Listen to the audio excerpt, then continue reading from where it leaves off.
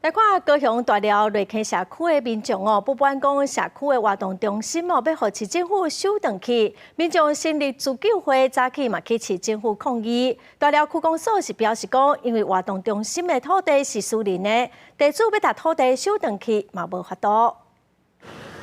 一头赤爷爷80几岁大寮区的里民手提机仔，伫高雄市政府外口发出因的需求，因主要是抗议大寮区公所要收回里内活动中心。自救会会长表示讲，区公所拢无提出行政定书甲公文，干那一通电话就讲要拆活动中心的冷气。亲像这种热天，室内可能有40度，无冷气是要安怎使用？因感觉真不满。为109年到今，区公所提出各种的 理由，甚至讲活动中心建筑的结构有问题，到搭建筑的鉴定报告嘛拢提不出来。原高雄县的根本没有活动中心，所谓的活动中心是什么？目前仁武有一个大型的联合活动中心，那其他的都没有，其他的都是没有建筑执照